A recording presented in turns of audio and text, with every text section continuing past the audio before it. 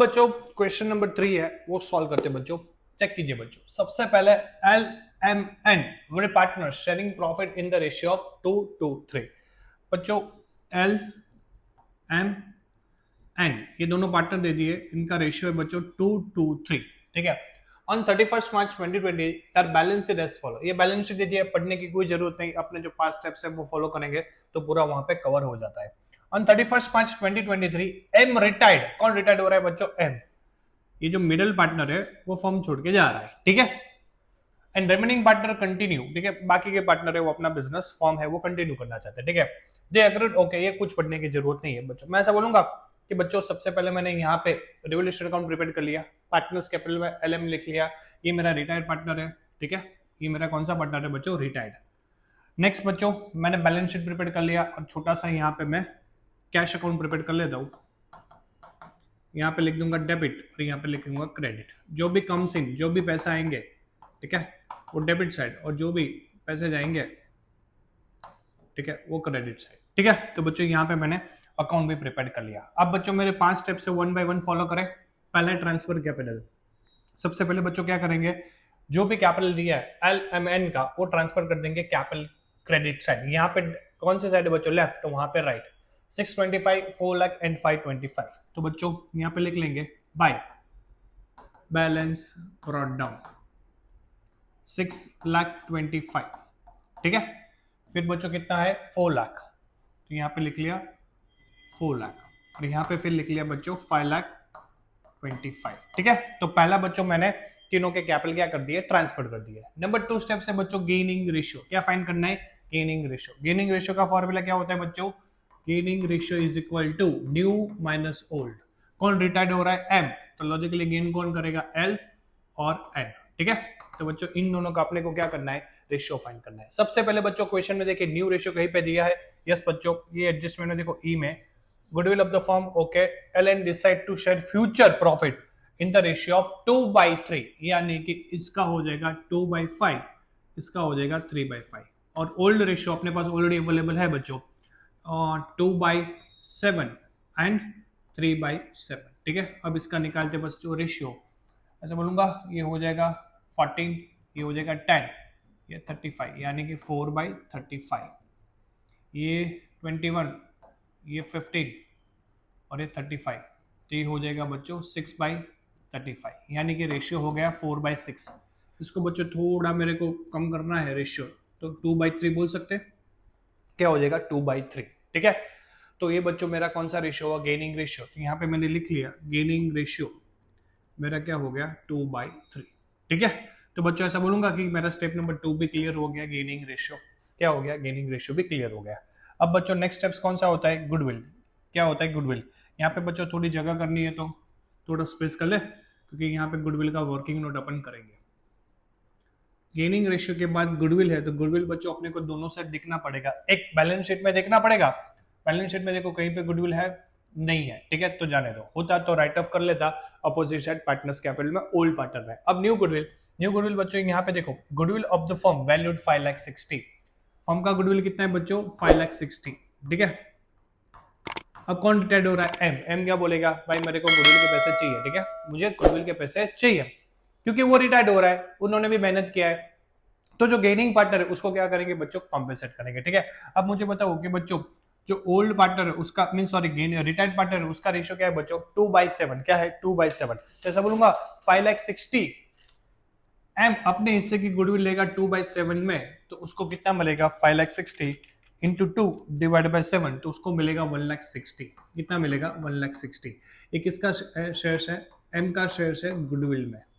ठीक है, फर्म का था 560, उसका हिस्सा कितना था? 2/7, तो अपने हिस्से की गुडविल कितना ले जाएगा? 1,60,000। कौन देगा? ये गेनिंग पार्टनर। तो जनरली हम एंट्री ऐसा करते हैं G2R gaining to retired partner. ठीक है, यहाँ पे गेनिंग पार्टनर कौन है? L and N। 2 किसको मिलेगा? M। M को कितना मिलेगा? 1,60,000। कौन से रेशियो में होता है? Gaining ratio. तो 2/3 में कौन भुगतेगा? L और N। तो ऐसा बोलूंगा 1,60,000 इंटू 2 डिवाइड बाई 5, तो इसकी 64 आ जाएंगे और बाकी है आ जाएंगे 96। कितने आ जाएंगे? 96। तो ऐसा बोलूंगा L account debit, N account debit to M, और एम को मिल रहा है तो उसका अकाउंट क्रेडिट, ठीक है। अपने को ये याद रखना है G2R, क्या रखना है G2R, gaining to retired partner, clear. अब बच्चों उसका लेजर पोस्टिंग आपको आता है, मैं समझूंगा एल अकाउंट में डेबिट साइड 64, एल अकाउंट में डेबिट साइड 64, एन में 96 ही था ना, यस 96, ठीक है। यहाँ पे किसका नाम लिखेंगे, टू एम कैपिटल, क्योंकि एम दे रहा है, ठीक है। और किसको मिल रहा है, एम को मिल रहा है, उससे कितना मिल रहा है 64, और उससे कितना मिल रहा है 96, तो लिखेगा भाई to L capital account by N capital account. ये हो गया बच्चों अपना गुडविल का एंट्री, ठीक है। इसका हमने क्या कर लिया, लेजर पोस्टिंग, जो आप 11th स्टैंडर्ड में करके आते थे, ठीक है। तो बच्चों ये मैंने लिख लिया 64, 96 और टोटल कितना लिख लिया 1,60,000। तो सब बोलूंगा बच्चों 3 स्टेप्स अपने क्लियर हो गए, कितने 3, first second and third. Fourth होता है बच्चों रिजर्व, रिजर्व चेक कीजिए कहीं पे दिया है, यहाँ पे बच्चों रिजर्व नहीं है, एम्प्लॉय प्रोविडेंट फंड ये लायबिलिटी है, याद रखना ये लायबिलिटी है, कभी रिजर्व नहीं होता है, बार बार मैं बता रहा हूँ, एम्प्लॉय प्रोविडेंट फंड अपनी लायबिलिटी है।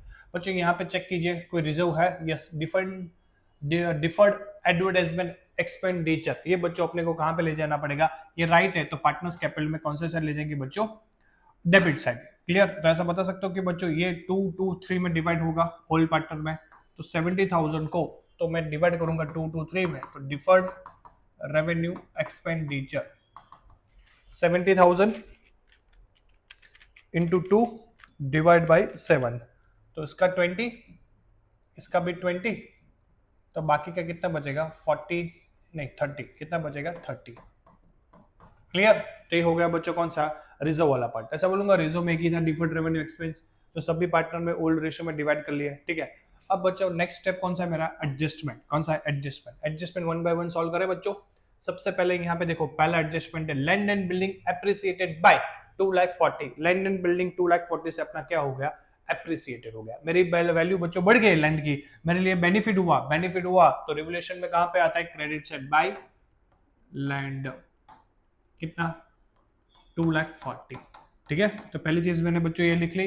अब बच्चों यहाँ पे देखने का कि लैंड एंड बिल्डिंग है, ऊपर कितना दिया है 5 लाख, कितना दिया है 5 लाख, तो यहाँ पे बैलेंस शीट में लिख देंगे बाय नहीं आता यहाँ पे लैंड एंड बिल्डिंग 5 लाख था, कितने का वैल्यू इंक्रीज हुआ 2,40,000, तो अब कितनी वैल्यू हो गई 7,40,000, ठीक है। तो ये 7,40,000 मेरी लैंड एंड बिल्डिंग की वैल्यू मैंने लिख ली। नेक्स्ट बच्चों चेक कीजिए, इन्होंने नेक्स्ट बोला है machinery will be depreciated by 10%, machinery की वैल्यू 10% कम हो गई, तो अपना क्या हो गया लॉस, लॉस का मतलब रेवोल्यूशन के डेबिट साइड। मशीनरी कितना था बच्चों अपना, मशीनरी था 2,50,000, उसका 10%, ऐसा बोलूंगा 25,000 का लॉस हुआ, टू मशीनरी कितने का 25,000, ठीक है। मैं ऐसा बोलूंगा बच्चों मशीनरी की वैल्यू 2,50,000 थी, उसमें से 25 कम हो गए, तो अब मशीनरी कितनी हो गई 2,25,000, 25 का वैल्यू कम हो गया, तो एंड ऑफ द ईयर मेरी मशीनरी की वैल्यू कितनी हो गई 2,25,000, 2,25,000, क्लियर। नेक्स्ट बच्चों चेक कीजिए 50% investment will taken by retiring partner at a book value, 50% जो इन्वेस्टमेंट है ना कौन लेगा, रिटायर्ड पार्टनर, ठीक है। बच्चों अपने इन्वेस्टमेंट कितने थे 1 लाख थे, उसमें से 50% कौन ले गया, रिटायर्ड पार्टनर। जो भी पार्टनर बिजनेस से असर लेता है उसके लिए क्या होता है ड्राइंग, और ड्राइंग कहाँ पे आता है पार्टनर्स कैपिटल में डेबिट साइड, तो यहाँ पे लिख देंगे टू इन्वेस्टमेंट, कौन ले जा रहा है एम 50,000, ठीक है। यहाँ पे सर्कल किया है तो थोड़ा अपने माइंड में वो पॉइंट क्लिक रहेगा, यहाँ पे मैंने लिख लिया। अब बच्चों इन्वेस्टमेंट है 1 लाख थे, उसमें से कितना ले गया वो 50%, तो अब इन्वेस्टमेंट कितने बचेंगे अपने बिजनेस में, सिर्फ 50,000 के इन्वेस्टमेंट बचेंगे, ठीक है। तो इन्वेस्टमेंट की बच्चों मैंने 2 इफेक्ट वहां पे दे दिए। नेक्स्ट है provision for doubtful debt is to be made 5% on debtor, debtor कितने बच्चों 2 लाख, कितने थे 2 लाख, ठीक है। मैं समझूंगा उसका 5% थोड़ा डाउटफुल है, क्या है डाउटफुल, यानी कि पैसे देंगे भी नहीं देंगे, तो अभी मैं उसको लॉस मान के चल रहा हूं, तो बच्चों ऐसा बोलूंगा 2 PFD 10,000 लिख देंगे, यस। और दूसरे डेटर्स मेरे कम हो जाएंगे एंड ऑफ द ईयर, मेरे डेटर्स कितने थे 2 लाख, उसमें से PFD कितने निकले 10,000, तो अब मेरे डेटर्स के कितने पैसे आ सकते हैं 1,90,000, कितने आ सकते हैं 1,90,000, क्लियर। अब बच्चों नेक्स्ट चेक कीजिए क्वेश्चन बहुत ही इजी है, बस आपको कॉन्सेप्ट क्लियर होनी चाहिए। नेक्स्ट है बच्चों, stock will valued at the market price which is 1 lakh less than book value. ठीक है, यानी कि क्या हुआ बच्चों, जो स्टॉक है ना, स्टॉक उसकी मार्केट वैल्यू कम है बुक वैल्यू से, कितना, 1 लाख कम है, तो लॉजिकली लॉस है बच्चों, सीधी बात है।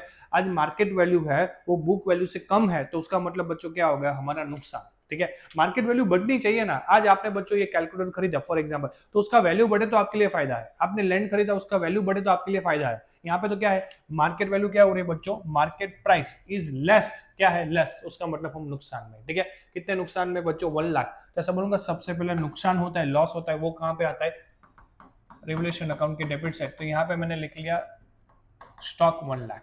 ठीक है, अब बच्चों देखो स्टॉक कितना था मेरा, स्टॉक कितना था मेरा 4 लाख। ठीक है, उसमें से कितना वैल्यू कम हुआ, 1 लाख। तो अब मेरी स्टॉक की वैल्यू कितनी है, book value 3 lakh. Stock 1 lakh 4 lakh था, उसमें से अब मार्केट वैल्यू 1 लाख कम हो गया, तो 3 लाख मेरा क्या हो गया, स्टॉक। ठीक है, डन। नेक्स्ट बच्चों चेक कीजिए, कोई एडजस्टमेंट है आपके लिए, गुडविल हो गया, यस पूरा हो गया, सारे एडजस्टमेंट हो गए। नेक्स्ट एफ थे वो अभी नहीं करना है बच्चों। तो ऐसा बोलूंगा कि बच्चों डिफर्ड रेवेन्यू एक्सपेंडिचर हो गया, डेटर हो गया, स्टॉक हो गया, ठीक है, इन्वेस्टमेंट हो गया, मशीनरी और लैंड एंड बिल्डिंग, ये सारे एडजस्टमेंट अपने हो गए। ठीक है, इसमें से सिर्फ कौन से बाकी रहे बच्चों, फर्नीचर एंड बैंक। डन। अब बच्चों क्या करने का, सारे एडजस्टमेंट कंप्लीट करने के बाद अपने को देखना है कि जो जो बैलेंस शीट पे जो असेट और लायबिलिटी के बारे में कुछ नहीं बोला है वो एज इट इज लिखने का। मैं समझूंगा यहाँ पे फर्नीचर है, एज इट इज 3,50,000 चला जाएगा, तो यहाँ पे फर्नीचर लिख देते हैं 3,50,000। ठीक है, फर्नीचर लिख लिया, यस। नेक्स्ट बच्चों कैश एंड बैंक कितना दिया है, 20,000। तो ऐसा बोलूंगा डेबिट साइड लिख देंगे 20,000। ठीक है, वहां पे क्रेडिट है, तो यहाँ पे बैलेंस शीट में opposite side cash and bank account में 20 लिख लिया। ठीक है, तो ऐसा बोलूंगा असेट सारी कंप्लीट हो गई, असेट साइड जो भी चीज बाकी थी मैंने सब चीज लिख ली, इसमें से अब कोई चीज बाकी नहीं है। अब लायबिलिटी में देखो बच्चों, क्रेडिटर और बैंक ओवरड्राफ्ट और लॉन्ग टर्म डेप्ट ये मुझे लिखना है, और एम्प्लॉय प्रोविडेंट फंड। सबसे पहले क्रेडिटर और बैंक ओवरड्राफ्ट लिख देते हैं। क्रेडिटर आपके 80 है, यानी कि 80,000 है क्रेडिटर, और जो बैंक ओवरड्राफ्ट है BOD यानी कि वो है 22,000। ठीक है, नेक्स्ट है लॉन्ग टर्म डेप्ट है और एम्प्लॉय प्रोविडेंट फंड, वो कितने हैं एक बार चेक कर ले, तो बच्चों कई बार अपनी जल्दबाजी में कोई मिस्टेक ना हो जाए। लॉन्ग टर्म डेप्ट 2 लाख है और वो है 38, तो बच्चों लिख लिया हमने 2 लाख, ये है 2 लाख और 38। ठीक है, तो बच्चों यहां तक पूरा क्वेश्चन है, एज इट इज जा रहा है, अभी तक कोई प्रॉब्लम है नहीं। ठीक है, अभी तक अपने को सम क्या इजी लग रहा है। ठीक है, अब बच्चों आपको रूल है, क्या है रूल, बस सारा कंप्लीट होने के बाद, सारा असेट लायबिलिटी कंप्लीट होने के बाद अकाउंट को क्या करना है बच्चों को, अपने को क्लोज करना है। ठीक है, सबसे पहले रिवोल्यूशन अकाउंट क्लोज करेंगे, रिवोल्यूशन अकाउंट का बैलेंस ट्रांसफर करके लोन अकाउंट में रिटायर्ड पार्टनर का ट्रांसफर करके फिर हम क्या करेंगे, एडजस्टिंग कैपिटल। ठीक है, तो सबसे पहले बच्चों अकाउंट क्लोज कर ले। यहाँ पे बच्चों देखो इसका 2,40,000 है और यहाँ का 1,35,000 है, तो देखते हैं कितना बैलेंस है। इसका 240 ग्रेटर टोटल है, गेन ये है 240 और ये है 135। ऐसा बोलूंगा क्रेडिट साइड ज्यादा है, गेन वाली साइड ज्यादा है, गेन वाली साइड ज्यादा है, तो बच्चों अपने धंधे का क्या होता है, प्रॉफिट। कितना प्रॉफिट है चेक कीजिए, 2,40,000 माइनस 1,35,000, तो ऐसा बोलूंगा बच्चों 1,35,000 अपना गेन हुआ, क्या हुआ 2 रिवोल्यूशन गेन, जो L M और N में डिस्ट्रीब्यूट हो जाएगा 2:2:1 में, तो 1,35,000 सॉरी गेन 1,05,000 हुआ, गेन क्या हुआ अपना 1,05,000। एक बार वापस से चेक कर ले, 240 में से 1,35,000 माइनस हुआ तो अपना हुआ 1,05,000 गेन। ये गेन 2 कौन से रेशियो में बच्चों, 2:3 में डिवाइड कर लेते हैं, तो 1,05,000 को बच्चों डिवाइड कीजिए 2/7, तो इसको मिलेगा 30, उसको भी मिलेगा 30, और बाकी है उसको मिलेगा 45। ठीक है, ये डेबिट है, तो यहाँ पे गेन मैंने ट्रांसफर कर दिया, रिवोल्यूशन गेन। कितना गेन ट्रांसफर कर लिया, इसमें 30 आ रहा है, इसमें 30 आ रहा है और उसमें 45। ठीक है, यहाँ तक मेरा ट्रांसफर हो गया। कौन रिटायर्ड पार्टनर है, एम का बैलेंस निकालना है, पहले चेक कर लो एम के बारे में कुछ बोला है बच्चों, चेक कर लीजिए। एम को इतना कैश दे रहे हैं उसका इतना बैंक में है, चेक में है, कुछ मेंशन है? नहीं मेंशन है, आप चेक कर लीजिए। तो उसका मतलब उसका पैसा हमने बाकी रखा है, बाकी रखा है, उसका मतलब रिटायर्ड पार्टनर का जो बैलेंस है वो कहाँ पे ट्रांसफर होगा बच्चों? लोन अकाउंट पे। तो ऐसा बोलूंगा टू एम लोन, क्या लिख देंगे? To M loan 4 lakh plus 64 plus 96 plus 30, यानी कि इसका टोटल आया 590, इसका टोटल आया 590। 590 में से 20 और 50 गया तो कितना बचा? 520। तो एम लोन में कितना चला जाएगा बच्चों? 520। एम को फ्यूचर में मुझे लोन के इंटरेस्ट के साथ कितना पे करना पड़ेगा बच्चों? 520। क्लियर? अब बच्चों एम का लोन अकाउंट आ गया, अब क्या करेंगे? एल की क्रेडिट साइड में से डेबिट साइड माइनस करेंगे तो अपने को क्या मिलेगा बच्चों? To balance carry down. ठीक है, अभी तक क्वेश्चन में क्या करते थे बच्चों? अभी तक जो भी हमने क्वेश्चन किया वहां पे क्रेडिट में से डेबिट माइनस करके एल का कैपिटल रहेगा और फिर किसका आएगा? एन का कैपिटल रहेगा, जो आप बैलेंस शीट में लिख देंगे। ठीक है बच्चों, लेकिन यहाँ पे ऐसा नहीं करना है। क्यों? आप क्वेश्चन पढ़िए, क्वेश्चन में बच्चों लास्ट एडजस्टमेंट पढ़िए, वहां पे आपको इंस्ट्रक्शन दे दी है। क्या इंस्ट्रक्शन दे दी है? देखो, total capital of new firm is 32 lakhs, total capital of firm will be 32 lakhs, will be in proportion of profit sharing ratio L and N. इसका मतलब क्या पता है बच्चों? देखो यहाँ पे कौन रिटायर्ड हुआ? एम। एम के रिटायर्ड होने के बाद इन दोनों ने डिसाइड किया कि हमारा जो टोटल कैपिटल है ना, अब कितना होना चाहिए फर्म में? 32 लाख। वो भी कौन सा प्रपोर्शन में? न्यू प्रॉफिट प्रपोर्शन में। कौन सा? न्यू प्रॉफिट शेयरिंग रेशियो में। बच्चों अपना न्यू प्रॉफिट शेयरिंग रेशियो क्या है? 2:3। उसका मतलब इन दोनों ने क्या डिसाइड कर लिया कि अपना कैपिटल है ना कितना रख देते हैं? 32 लाख। ठीक है, अगर कम पड़ा ना तो हम ऑल इंट्रोड्यूस कर देंगे, अगर ज्यादा है तो हम विड्रॉन कर देंगे। ठीक है, और डिफरेंस कहां पे ले जाएंगे? बैंक अकाउंट में। उसका मतलब क्या है बच्चों? अभी तक आप सीडी है वो कैसे फाइंड करते थे? क्रेडिट में से डेबिट। यहाँ पे ऐसा नहीं करना है, यहाँ पे आपको जितना भी कैपिटल बोला है ना उतना ही रखना पड़ेगा। यहाँ पे कितना बोला है? 32 लाख।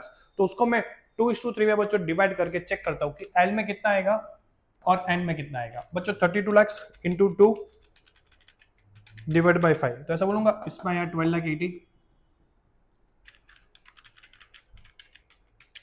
और इसमें 19,20। ठीक है, ये मेरा हो गया बच्चों सीडी। क्या हो गया? सीडी। यहां पे लिख लिया 12,80।